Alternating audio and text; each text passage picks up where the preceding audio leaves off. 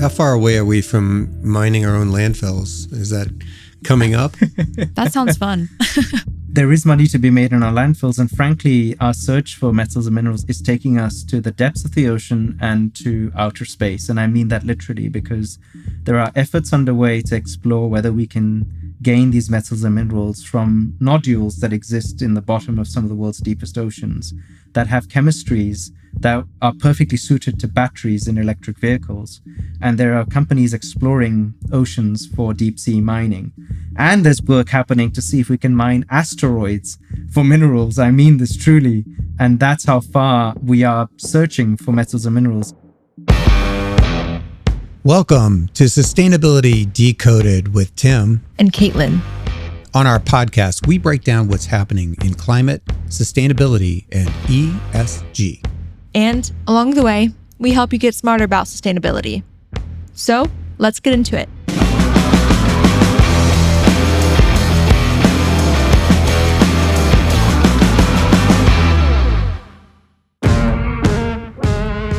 When you think of mining, you don't instantly think of sustainability. But by the end of this episode, you just might.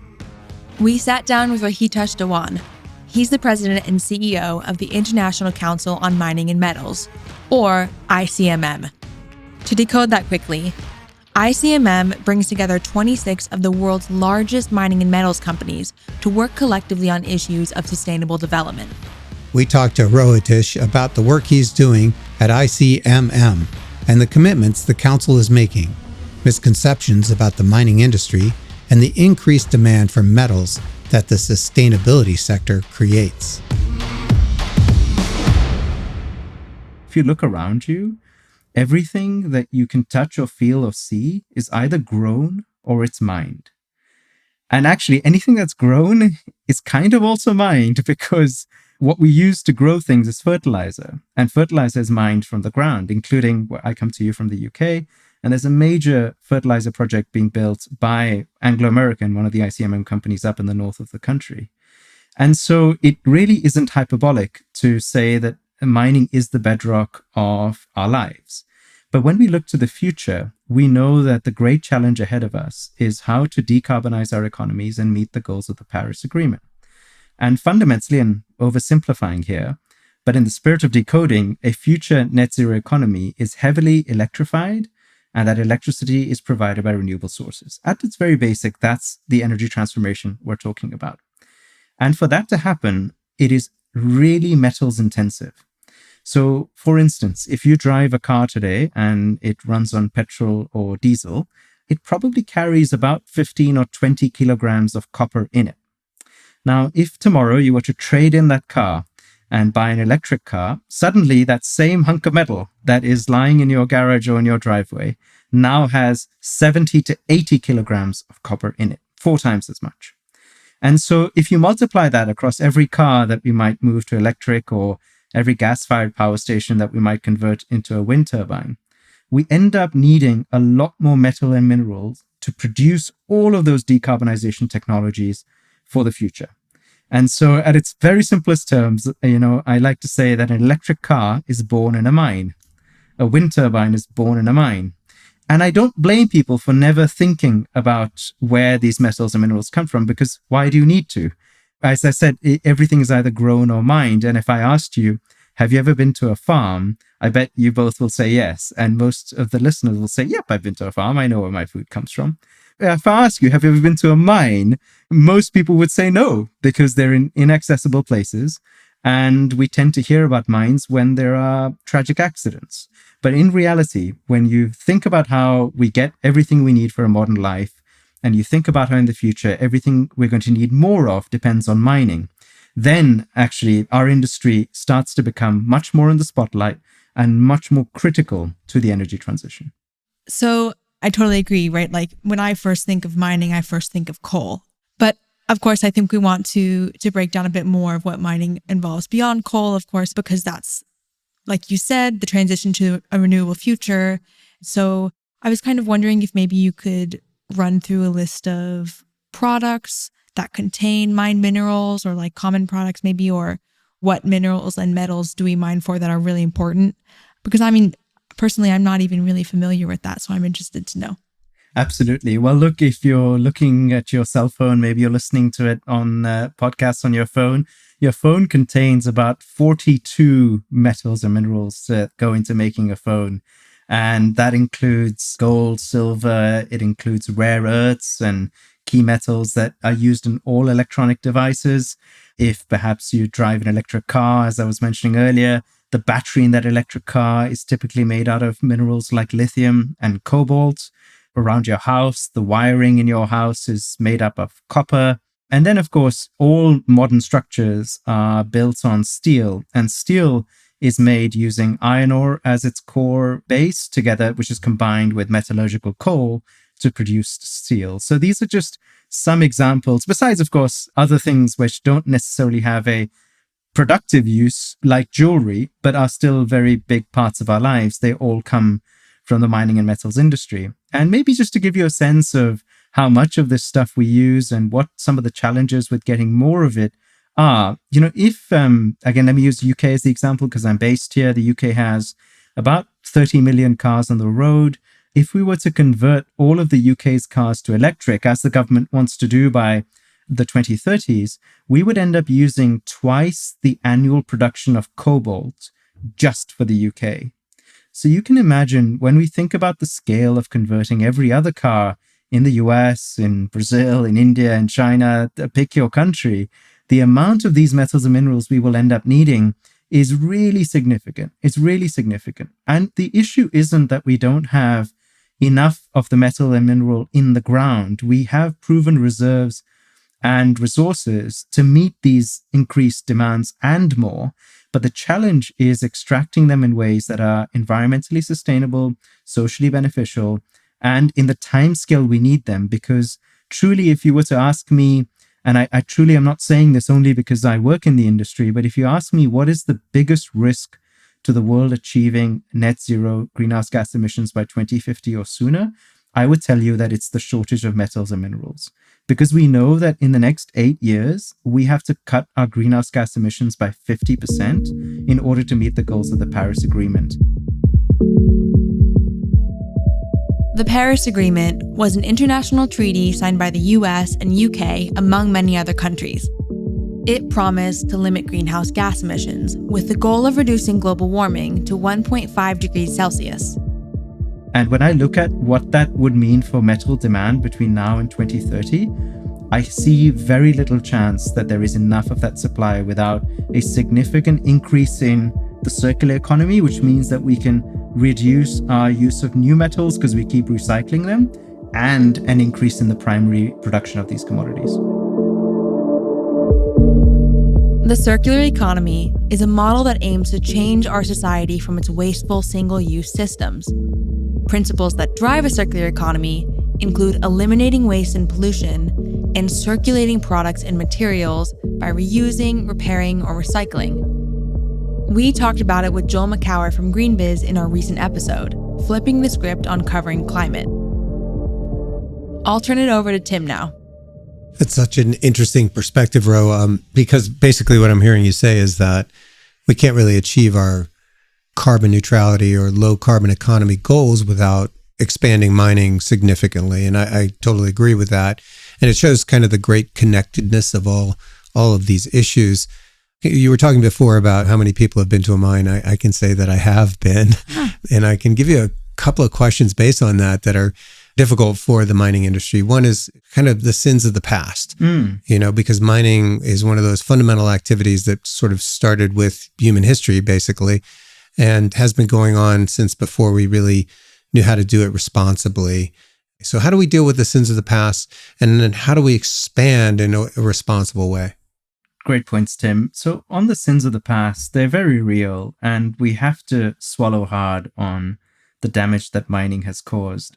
I recently came back from a visit to Atlantic Copper in Seville, which is a functioning copper smelter in Spain, and it's one of the few mining and processing sites in Europe. And we went to visit the original mine on the banks of the Rio Tinto River, where mining has been occurring for 5,000 years. It's one of the oldest mine sites to have continuous mining. And we saw perfectly preserved and mummified bodies of children that were used in mining operations over 100 years ago. That's really uncomfortable to see and to understand that the legacy of mining goes back to times when we were putting children's lives at risk to get these metals and minerals. Thankfully, we have moved past that, at least in responsible and industrial large-scale mining, a very far way past that. But let's acknowledge that people's concern about mining comes from the fact that these kinds of practices occurred in the industry, as they did in others too. But, as far as we need to take responsibility, we need to understand that people's impressions are based on this sort of practice having taken place. The second is a more recent example, Tim, of a site I visited also earlier this year in Brazil, in Brumadinho. In 2019, a tailings dam broke in Brumadinho, killing 270 people. It also wreaked havoc on the surrounding environments. A tailings dam is made up of byproducts from a mine, so Rohitesh says it was important for him to visit the site and learn from the tragedy.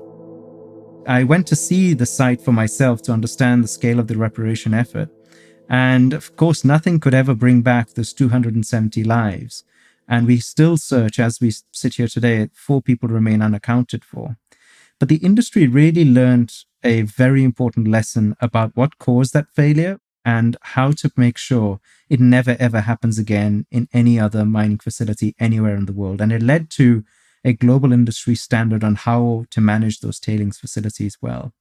And so I really don't shy away from, and I think it's really important we lean into instances of the past where our industry has, because of the nature of its operations, caused really significant harm to people and the planet. But as I look ahead, I think of many, many instances for us to not just mine with limited or no impact, but in many ways actually achieve a positive impact because of mining being present. And you asked the question about how can we make sure that countries get the maximum dividend from mining. I'll point to a couple of commitments that we have made as the ICMM companies to make sure that happens. One is that we took a decision at the back end of 2021 that we would make all our contracts with governments that we've entered into on or after the 1st of January 2021 public for everybody to see. And I think that's really an important level of transparency in an industry that, let's face it, is not known for transparency. But if we expect people to welcome us to their homes, literally, and to their backyards to mine, that is the level of transparency that we think people deserve. Similarly, we will be, in the next year, the first industry, to my knowledge, to report the tax payments we make on a country-by-country basis. So we will no longer only talk about the total tax we pay to governments at an aggregate level, but we think it's really important that if mining happens in your country, you deserve to know how much money your country earns from it. And it will make us the first industry to do that. You mentioned some transparency requirements. The follow-up is, are those binding to all ICMM members? And if so, great. And also, how are you then leveraging that kind of collaboration for the rest of the industry? So all ICMM commitments are binding on ICMM members. They're a condition of membership. If any member cannot conform with a particular position, they have to publicly explain why. And they, starting from this year, will be making site-level disclosures on how they're performing relative to the commitments we make. So something I'm very proud of, Tim, about ICMM is that it is an organization that has always walked the walk before it has talked the talk. So instead of us standing up and saying, we think an issue like biodiversity is important, we first make a commitment about what we are going to do on this issue, and then we talk about it and encourage others to do the same. It's the same for transparency. It's the same for greenhouse gas emissions, where we have a commitment to be net zero ourselves by 2050 or sooner, just as we supply the metals and minerals that will help others become decarbonized. So this idea of voluntary and individual accountability is really important to us. And I think that's what people would expect of us. Well, I was really thinking about collaborations I've been involved in the past, and they're only as really good as the collaboration members themselves. So how do you take the wonderful accomplishments you've been able to achieve in ICMM and leverage the rest of the industry that maybe are not doing as well? Tim, if I'm honest with you, I worry that we are not doing well in expanding this commitment to responsible mining to the entire industry. I truly don't have the answer for what could we do as a group of 26 company members. Plus, I should say we have 37 associations that are either national or commodity mining associations that are members, but our principles are not binding on them. Every day I wake up, and at least one of the questions I think through the day is, what could we do to encourage similar or better practices in the wider industry? And yes, I make myself feel better thinking that, some of the things we've done have de facto become industry standards. An example would be the global industry standard on tailings management that I spoke of earlier has now become the standard that all tailings facilities, whether or not they are run by companies that are a part of ICMM or not, have become, that's the standard they all apply. And that's because investors have insisted that any company they invest in must apply that standard. And investors are often a very important conduit to make sure that companies who aren't required to conform to the standard still choose to do so. And there are other examples where that has happened too. But I still don't know, and I really welcome yours and others' advice on what could this group of committed leaders of 26 do to really encourage adoption of similar or higher. And I really want to emphasize that, because not for a moment do I think we have all the answers and we're the good people and others are the bad people. That's none of that whatsoever. It's simply to say, we really want to push ourselves to go as far and as fast as we can in demonstrating responsible and sustainable mining. Mm-hmm. If others can do it even better, wonderful. Let us learn from you. But at the very least, let's all apply the same standards so that everybody is benefiting from mining everywhere and the costs are minimized. Regulation broadly is crucial in enabling responsible practices and responsible mining. I had watched an interesting documentary about mica. Mica is kind of like a substance that's used in a lot of makeup products. It's what makes cosmetics and makeup glittery, right? And I think it's mostly found in certain parts of India. But I know there are some parts of mining mica that are legal and other parts of the country that are run by unethical third parties that are oftentimes very illegal conditions, where it's oftentimes, of course, children and young women, and they're exposed to landslides and everything. And I think that's, of course, a lot of the problem with the mining industry as well. It's hard because I always wonder, how can we empower local communities to have solutions from the ground up? I think this is where we really need the consumer brands who are selling products to customers to take the lead in ensuring that in their supply chain, they do not tolerate any source of irresponsibility in the products. That's true for any of the other topics you've covered on previous episodes of this great podcast, and it's true for mining and metals as well. When you have the likes, and thankfully we do have the likes of BMW and Tiffany and Apple standing up and saying, we want to make sure that through our supply chain, we push the highest standards of responsible practices, that has a huge impact because it can cut off the source of income for irresponsible operators. So I think it's really important that those consumer brands take on their responsibility to push these high standards through the supply chain. The other thing, Caitlin, that I think is really important to emphasize for people is we need to make a difference between legal artisanal small-scale mining or any legal and artisanal small-scale practice and illegal small-scale and artisanal mining, because they're not the same. Legal artisanal small-scale mining is a really valuable and important source of employment and income generation, particularly for women in parts of the world where they may not have an alternative. Mm. Whereas illegal operations are the really problematic ones where you have people being put at risk. And often the two are conflated, and people say we shouldn't have any artisanal and small-scale mining or any artisanal small-scale operations. I think that's wrong, and it reflects a misunderstanding of the informal nature of economies in places like India or in Africa. And so if I take a similar examples of mica, when it comes to the mining industry, we mine cobalt, which is used in batteries for electric cars. The majority of the world's cobalt comes from the Democratic Republic of Congo. There are concerns about the use of child labor and other human rights abuses in the cobalt supply chain, which is absolutely important for us to get right, But it is a very small part of the overall cobalt supply chain because 80% of the DRC's production is large-scale industrial mining. Of the remaining 20%, half is legal artisanal small-scale mining, and only the remaining half is estimated to be illegal and dangerous and irresponsible mining. So people are absolutely right to be concerned about this issue, but it is a relatively small part of the industry. And if you can make sure that anybody buying cobalt has the right mechanisms in place, working, of course, with the industry to have responsible sourcing and make sure that the product they use does not cause harm, that's how we will shrink that last bit of the irresponsible part of the industry down to zero.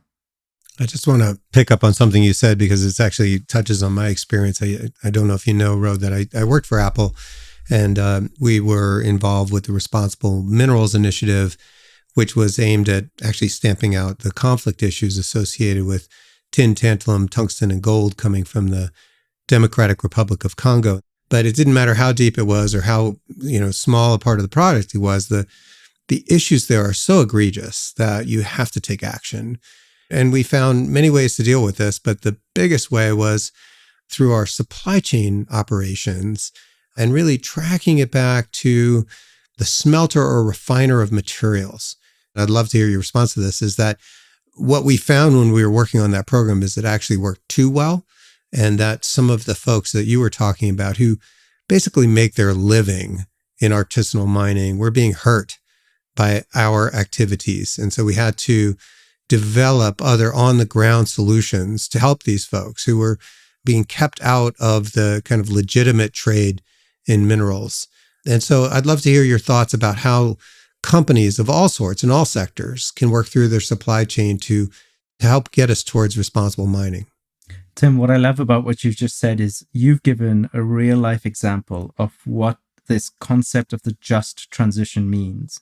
Everybody has been talking about the fact that as we transition to a low-carbon economy, it needs to be just, or in other words, leave nobody behind.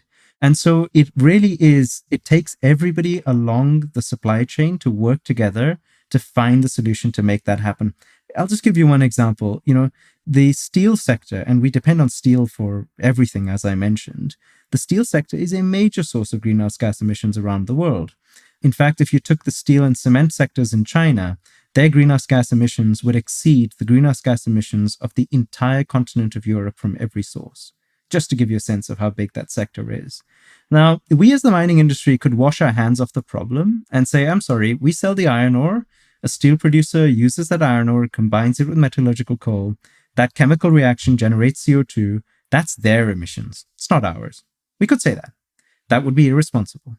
And that's not what we've said. We have said that we will do everything in our power to help the steel customers that we sell to reduce their emissions, so that ultimately when that steel goes in to make a car, that car has the lowest carbon footprint possible. Because if we each only look at our piece of the pie, there is no way we're going to meet the goals of the Paris Agreement. We talk a lot about scope 1, 2, and 3. And of course, in many ways, like scope 3 particularly, the lines are so blurred, right? And like you just said, Ro, oftentimes the lines can be blurred. You can say, oh, that's not my responsibility. That's not something I have to worry about. But it's, of course, exactly like you put it, it's about being proactive and being able to say, actually, there are ways I could help in this process, even if it's not my direct emissions, it might be further down the line. And that's basically the key for how we solve this problem, right? It's a lot harder to do that, to be proactive, and takes more effort, but that is the key. And that's how we get that transparency, how we can see all the way down our supply chain and see how we can improve, right? In those bits where we notice something's wrong and that something needs to be changed. And Caitlin, I love what you said, because there is a moral case for taking responsibility for areas that you're not directly accountable for. So I think it's really important to make the difference between what are you accountable for, what are you responsible for. You're not accountable for your scope 3 emissions because somebody else is in charge of that part of the supply chain. Okay, let's pause because it's been a while since we discussed scope 1, 2, and 3 emissions on the show. Scope 1 emissions are direct emissions, things like fuel use or a refrigerant leak. Scope 2 and 3 emissions are indirect emissions. Scope 2 includes emissions from things a company uses, like electricity or heating and cooling. Scope 3 emissions are much broader. They can occur anywhere in an organization's supply chain, and businesses are not responsible for reporting them. A good example is the emissions from a product once it's been sold. Companies have to report Scope 1 and 2 emissions, but not Scope 3. That doesn't mean you're not responsible. And you can make that moral case, and many people will be convinced by that. But I love making the economic case for it, because even if you don't have the moral obligation or the sense that you want to play a role, that's okay. Just look at where the end product is sold and work backwards to understand how you're interdependent with different parts of the supply chain. So for instance, if buyers of electric cars say, I'm sorry, I'm not buying electric cars anymore because they've got too much embedded carbon in them. Now, how far is going to get a miner and a steel company to blame each other? No, that's your Scope 3. No, that's your Scope 2. Doesn't matter if the end product means that we've got so much embedded carbon that we're not going to use it anymore. So if we want markets for our products in the future, we better learn to work better together. It brings up some really interesting issues because we're talking about looking way upstream in terms of where the materials came from, under what conditions were they mined and developed and refined, et cetera. But, if we look at the full life cycle, then I think we have a different picture emerge. When you look at what happens to the materials after their useful life, and you go to a full sort of circular economy perspective of minerals, you really start to see a bigger picture and maybe a more optimistic picture emerge. I think few people know that one of the most recycled, if not the most recycled material on Earth is iron. It's steel, because it's a lot cheaper to take old steel and turn it into new steel than it is to mine iron ore and turn it into steel.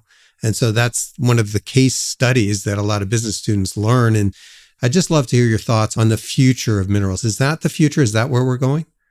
Tim, that's absolutely the future, where we recycle and reuse every ounce or ton of the metal and mineral that we can, and only extract what we still need after we've gotten to that point. But the sad reality is that we're still very far away from achieving anywhere close to 100% recycling rates for metals and minerals.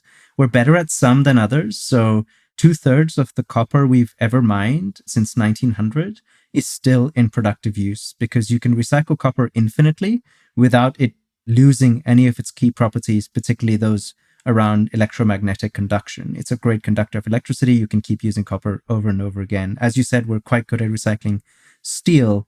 But on other cases like lithium, we still don't have the business models or the technology to allow us to recycle it anywhere close to full potential.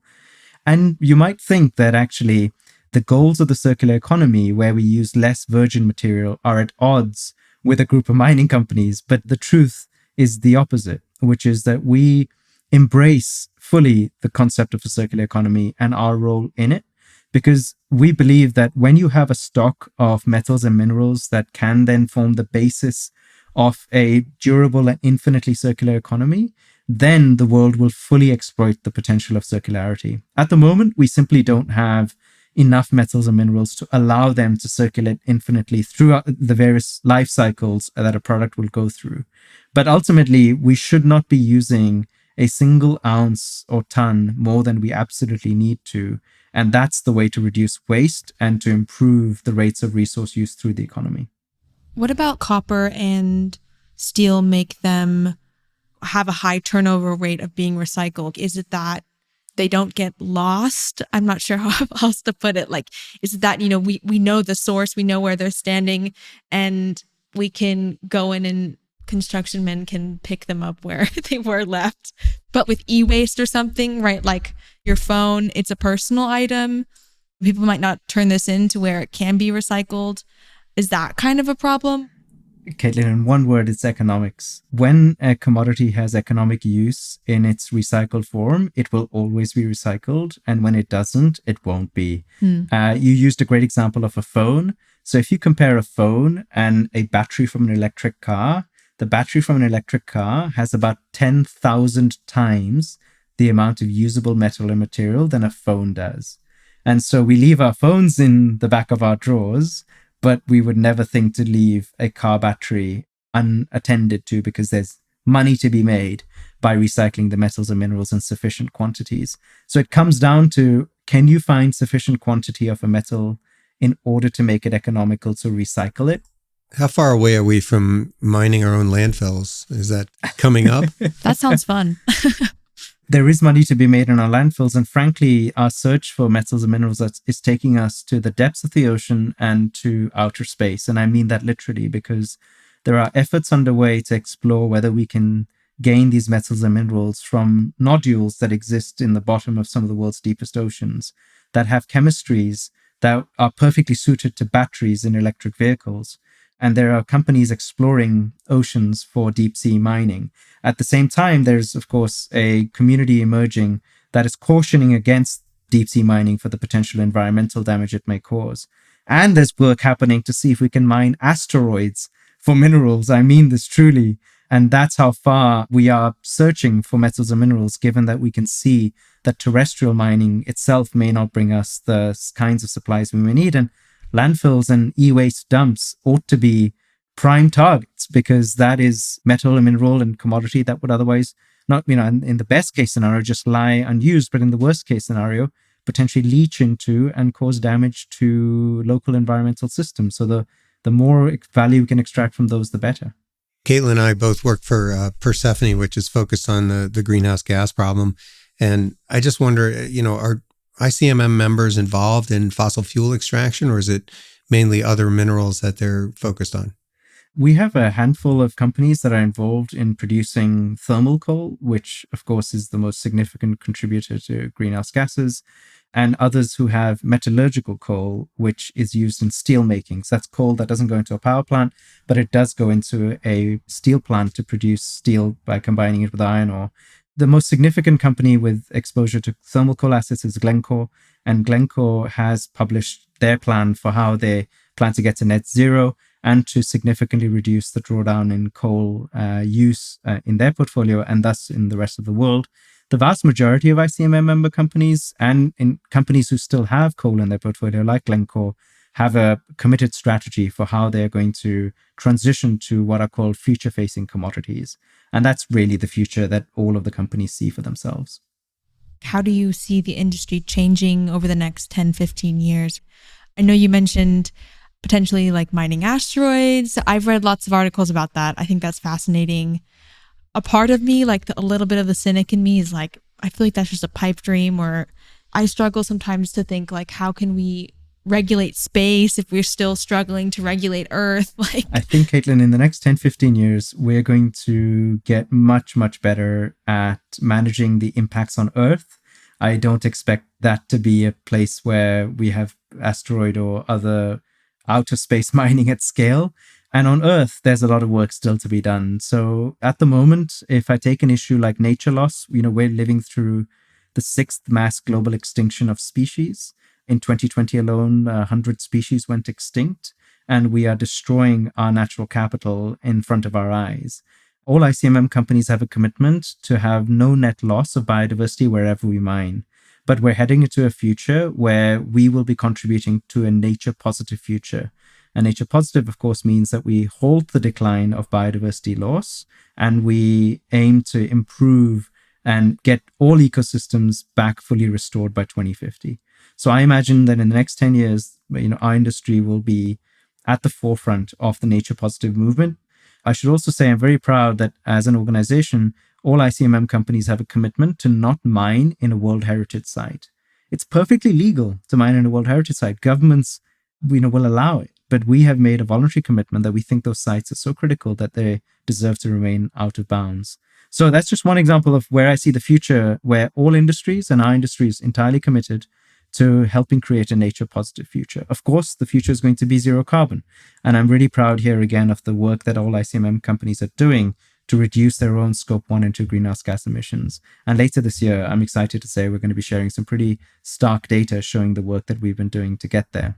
And then maybe just picking up an example of another area where I expect the future to be quite different to the past is on the work we do with communities to ensure that they continue to thrive both pre and post mining. And here, the concept of this just transition that I said, where we can't leave anybody behind in transitioning to a low carbon economy, sits at the heart and center of the kind of economic models we're going to be generating. So one ICMM company, Anglo American, has a commitment to create 5 jobs off-site for every job it creates on-site on some of its operations, showing that even if we employ less people in the future in some mining jobs, which then become automated, that we are making sure that the communities around the mine continue to thrive. I have learned so much from you on this podcast recording, Ro, that I didn't know before. It's wonderful that you've been able to spend this time with us. We completely appreciate it. And I think that your words are really, going to educate an entire generation, at least those, the single listener that we have of our podcast will learn a lot from this discussion. But absolutely. As we close, are there things that you'd like to just share with young people that are looking to get into this space, that are really concerned about sustainability, who may be looking at the mining industry and say, why would I ever do that? Just some things you can learn or leave for the next generation. Tim, first, thanks so much for having me. You both do a great job on this podcast. I've loved previous episodes, and thank you for doing this important work of decoding what can be a really knotty subject, but a very important one. Look, my main reflection from this job is, and to young people who may be thinking about a career in sustainability, is if you feel passionately about a problem in the world, keep in mind that the solution is not as simple as you think it is, and it's not as hard as they would like you to believe. Now, who the they is will be different depending on where you work. But when you think about a solution and you think, why can't these people just get on with it and do this and make the world better? That's often how I think about when I think about issues like animal rights. I'm a deeply passionate advocate for animal rights, and I can't understand why we just cannot pass the right laws and take the right action to prevent animal cruelty and suffering. But that's because I know nothing about how the industry that relies on animals, like the meat industry or agriculture or leather, actually work. So I think the solution is really simple. Just stop animal cruelty. But if I was to go into the industry, I would realize it's not that simple. But equally, it's not as hard as the people who have a vested interest in keeping the system the way it is would have you believe. So if you're sitting outside the mining industry and have listened to this, and you think, why can't the mining industry just stop things from happening that cause damage? It's because it's not as easy as you think. But equally, if you ever hear anybody defending irresponsible mining practices, remember that the solution is not as hard as they would like you to believe. And therein, somewhere in the middle, lies the realm of action and possibility. And so if you're passionate about sustainability and you want to make change happen, I would say work with the system. Yes, there is lots of value to have in working against the system and the pressure that comes from the outside. But really, change happens when you work and understand why certain things aren't happening that should be happening, and you find a way to encourage those from becoming impossible to those becoming the status quo. That's a wonderful takeaway. So good. I love that. Well, I can't thank you enough for being with us today on Sustainability Decoded. Thank you so much, Ro. Such a pleasure. Thanks so much, Tim and Caitlin. Really appreciate it.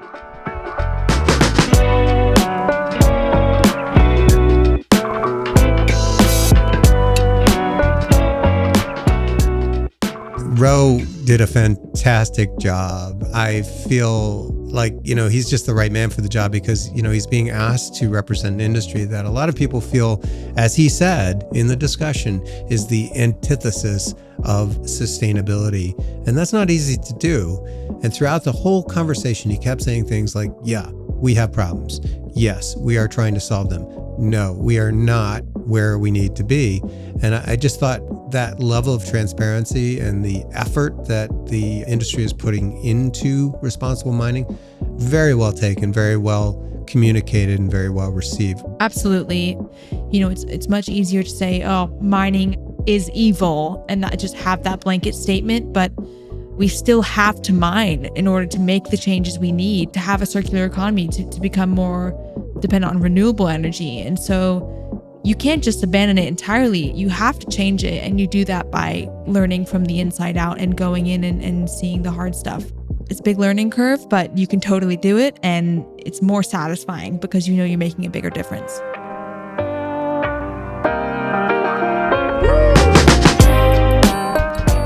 That's it for this episode with Rohitesh Dhawan. If you want to learn more about Ro and his work at ICMM, go to ICMM.com. The link is in our show notes. Before we go, please don't forget to subscribe to Sustainability Decoded with Tim and Caitlin on Apple Podcasts or wherever you get your podcasts. While you're there, it would be great if you could rate and review the show. Thank you all for listening, and we'll catch you in our next episode. Sustainability Decoded is produced by our incredible team at Persefoni and Hueman Group Media. If you want to learn more about Persefoni and our climate management and accounting platform, please visit our website, persefoni.com.